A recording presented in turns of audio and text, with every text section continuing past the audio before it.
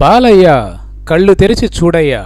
ఒక సినిమా హీరోగా ఫుల్ ఫామ్లో ఉంటూ మరోవైపు ప్రజాప్రతినిధిగా ప్రజలు కట్టబెట్టిన బాధ్యతకు న్యాయం చేకూర్చడం అంటే అంత ఈజీ కాదు.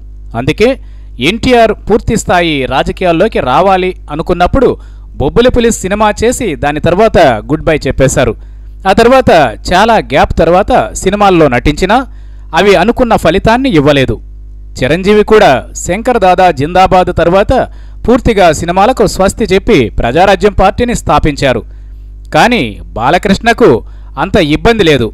అధికారంలో ఉన్నది తన వియ్యంకుడు కాబట్టి చక్కగా నందమూరి ఫ్యామిలీకి పెట్టని కోటగా ఉన్న హిందూపూర్ నియోజకవర్గం నుంచి గెలిచి ఎమ్మెల్యేగా పదవిని కూడా ఎంజాయ్ చేస్తున్నారు.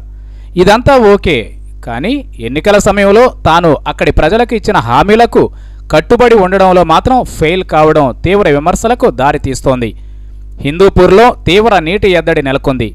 మునిపెన్నడూ లేని విధంగా జనం నీటి కరువుతో అల్లాడిపోతున్నారు. గుక్కెడు నీటి కోసం కిలోమీటర్ల దూరం లేదా డబ్బుల రూపంలో పెనుభారం భరిస్తున్నారు.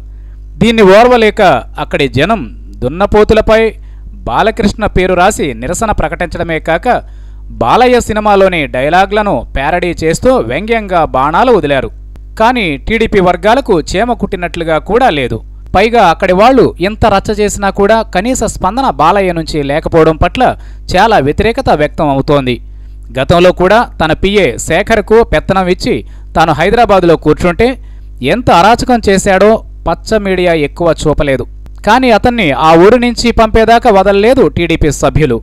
ఇక నీటి సమస్యను పట్టించుకోకుండా పూరి జగన్నాథ్ సినిమాలో బిజీగా ఉన్న బాలయ్యపై యమ గుస్సాగా ఉన్నారు జనం.